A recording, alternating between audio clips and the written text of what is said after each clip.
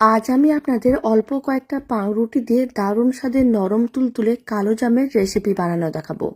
শেষ পর্যন্ত দেখার জন্য আপনাদের কাছে অনুরোধ রইল। আশা করি মিষ্টির রেসিপিটা আপনাদের খুবই ভালো লাগবে। প্রথমে একটা বড় সাইজের মিক্সিং বোল নিয়েছি আর নিয়েছি 4 পিস পাউরুটি। পাউরুটিগুলোকে এইভাবে ছোট ছোট টুকরো করে ছিঁড়ে নিতে হবে। পাউরুটিগুলোকে এইভাবে ছোট ছোট টুকরো করে ছিঁড়ে নিয়েছিলাম। এবার আমি এই টুকরোগুলোর মধ্যে দিয়ে দিচ্ছি কিছুটা পরিমাণ গরম দুধ। এখানে প্রায় 50 ml এর মতন গরম দুধ দিয়ে দিলাম। তারপরে খুব ভালো করে এইভাবে গরম দুধটা মিশিয়ে নিতে হবে। এতে পাউরুটির টুকরোগুলো বেশ নরম হয়ে যাবে। প্রায় 1 মিনিটের মতন খুব ভালো করে মেখে নিয়েছিলাম। আপনারা দেখুন পাউরুটির টুকরোগুলো বেশ নরম হয়ে গেছে। এখন মিক্সিং বোলের মধ্যে দিয়ে দিচ্ছি 100 গ্রাম ছানা আর দিয়ে দিচ্ছি চা চামচের 3 চামচের মতন ময়দা। ময়দা খুব বেশি দেওয়ার দরকার নেই, চা চামচের 3 চামচের মতনই দিতে হবে। আর দিয়ে দিচ্ছি ওই চা চামচের 4 ভাগের 1 ভাগ বেকিং সোডা আর বেকিং পাউডার। এখানে আমি বেকিং সোডা ও বেকিং পাউডারটা একই মাপের নিয়েছি। আর আমি দিয়ে দিচ্ছি 3 চামচ গুঁড়ো দুধ। এতে মিষ্টিগুলো খেতে অনেক বেশি ভালো লাগবে। আপনারা চাইলে গুঁড়ো দুধটা দিতেও পারেন, নাও দিতে পারেন। এবার সমস্ত উপকরণগুলোকে একসঙ্গে খুব ভালো করে মিশিয়ে নিতে হবে আর একটা নরম ডো রেডি করে নিতে হবে। সমস্ত কিছু খুব ভালো করে মেশানো হয়ে গেছে। এখন ঢাকনা বন্ধ করে এইভাবে 5 থেকে 7 মিনিট রেখে দিতে হবে। আর এই সময় চিনির শিরাটা রেডি করে নেব। তার জন্য একটা কড়াইকে গ্যাসের ওভেনের উপরে বসিয়ে দিয়েছিলাম। কড়াইয়ের মধ্যে দিয়ে দিলাম প্রায় 250 গ্রামের মতন চিনি।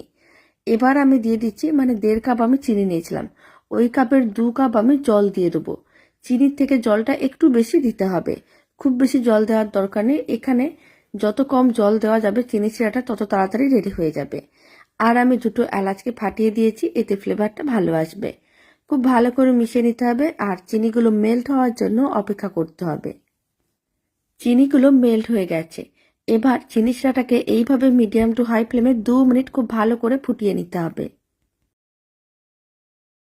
মিডিয়াম টু হাই ফ্লেমে 2 মিনিটের মতন খুব ভালো করে ফুটিয়ে নিয়েছিলাম। এখন ফ্লেমটা অফ করে দিচ্ছি। চিনি শিরাটা একেবারেই রেডি। এখন চিনি শিরাটাকে এক সাইডে রেখে দিতে হবে। আর এদিকে যে মিশ্রণটা রেডি করে রেখেছিলাম, এবার মিষ্টিগুলো রেডি করে নিতে হবে সেই মিশ্রণটা দিয়ে। তার জন্য হাতে অল্প একটু তেল বা ঘি ব্রাশ করে নিতে হবে আর কিছুটা করে মিশ্রণ এইভাবে হাতের মুঠোর মধ্যে নিয়ে নিতে হবে। তারপরে গোল বলের মতন করে বানিয়ে নিতে হবে। আর একই পদ্ধতিতে সমস্ত মিষ্টির লেচিগুলো রেডি করে নিতে হবে। সমস্ত মিষ্টির জন্য বলগুলো রেডি করে নিয়েছি। এবার এইগুলোকে ভেজে নেব। তার জন্য তেল গরম করে নিয়েছিলাম, ফ্লেমটা মিডিয়াম টু লোতেই আছে। এখন সমস্ত মিষ্টিগুলো গরম তেলের মধ্যে দিয়ে দিতে হবে আর উল্টে পাল্টে মিষ্টিগুলোকে কালচে করে ভেজে নিতে হবে।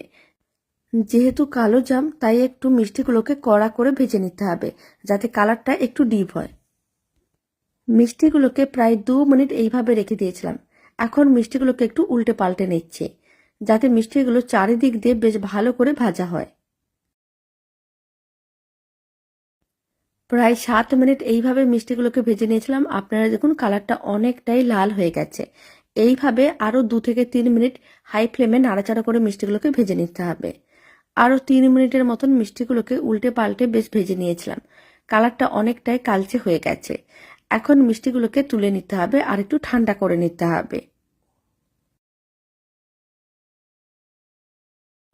আর আগে থেকে যে চিনি শিরাটা রেডি করে রেখেছিলাম সেই চিনি শিরাটাকে গ্যাসের ওভেনের উপরে বসিয়ে দিলাম যাতে চিনি শিরাটা গরম হয়ে যায়। যখন চিনি শিরাটা গরম হয়ে যাবে তখন ফ্লেমটা লোতে রেখে দিতে হবে আর সমস্ত মিষ্টিগুলো চিনি শিরার মধ্যে দিয়ে দিতে হবে। তারপরে মিষ্টিগুলোকে একটু চিনি শিরার মধ্যে উল্টে পাল্টে নিতে হবে আর কড়াই ঢাকনাটা বন্ধ করে দিতে হবে আর ফ্লেমটা অফ করে এইভাবে 1 ঘন্টার মতন রেখে দিতে হবে। তাহলেই মিষ্টিগুলো ভালো করে চিনি শিরাটা সোক করে নেবে আর বেশ নরম তুলতুলে হয়ে যাবে। 1 ঘন্টা পরে দেখাচ্ছি।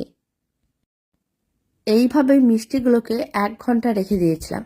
আপনারা দেখুন মিষ্টিগুলো সাইজে অনেকটাই বড় হয়ে গেছে। নরম তুলতুলে রসালো কালোজাম মিষ্টিগুলো একেবারেই রেডি। এবার সার্ভিং বোলের মধ্যে মিষ্টিগুলোকে সার্ভ করে নিচ্ছি। আর এই দারুণ স্বাদের রেসিপিটা শেষ পর্যন্ত দেখার জন্য অসংখ্য ধন্যবাদ। বাড়িতে বানালে কমেন্ট বক্সে জানাতে একেবারেই ভুলবেন না আপনাদের কেমন লাগলো।